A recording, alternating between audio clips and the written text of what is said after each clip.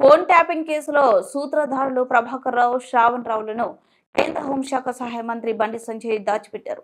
వారిని దేశానికి రప్పించాలని నేను స్వయంగా కేంద్రానికి లేఖ రాసి పట్టించుకుని సంజయ్ ఇక్కడేమో కేటీఆర్లను ఎందుకు అరెస్ట్ చేయడం లేదని మాపై విమర్శలు చేస్తున్నారు. అమెరికాలో దాక్కున్న వారిని దేశానికి రప్పిస్తే 24 గంటల్లోనే అరెస్ట్ చేసి జైల్లో వేస్తామంటూ ముఖ్యమంత్రి రేవంత్ రెడ్డి సంచలన వ్యాఖ్యలు చేశారు.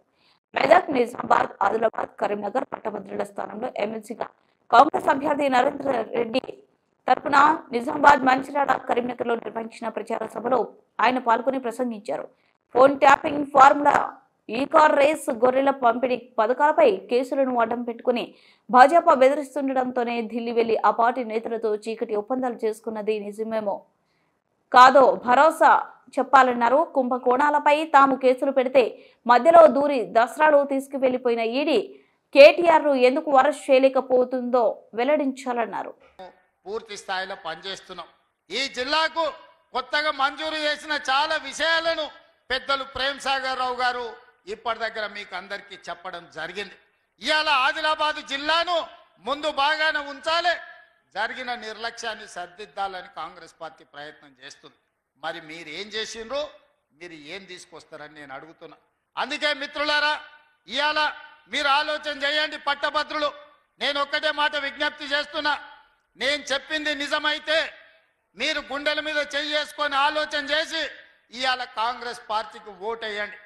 నేను చెప్పింది అబద్ధమైతే మీ మనసుకు అది అబద్ధం అని తోస్తే మీరు ఎవరికి వేసుకున్నా మాకు అభ్యంతరం లేదు, మీ ఇష్టం.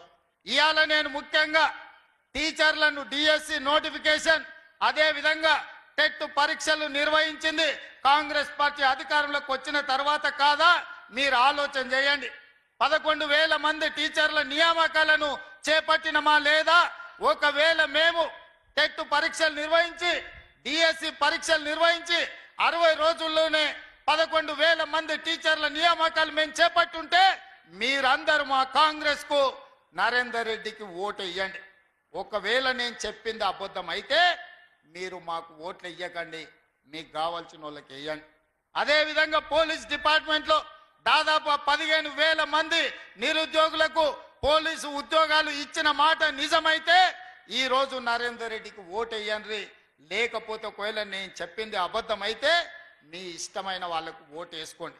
పారామెడికల్ సిబ్బంది 6,000 పైగా పారామెడికల్ సిబ్బందిని ఎల్బీ స్టేడియంకు పిలిపించి ఉద్యోగాలు వచ్చిన వాళ్ళనే కాదు, వాళ్ళ తల్లిదండ్రులందరినీ కూడా హైదరాబాద్ నగరానికి ఎల్బీ స్టేడియంకు రప్పించి వాళ్ళ నియామక పత్రాలు ఇచ్చిన మాట వాస్తవమైతే ఈ రోజు నరేందర్ రెడ్డిని గెలిపించండి. ఈ రోజు అది అబద్ధమైతే మీకు కావాల్సిన వాళ్ళకు వేసుకోండి.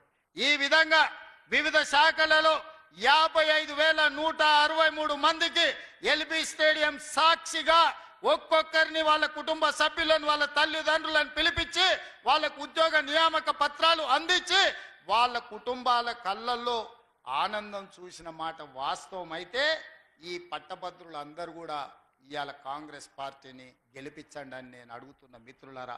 నేను చెప్పింది ఒకవేళ అబద్ధం అయితే ఈరోజు మీకు కావాల్సిన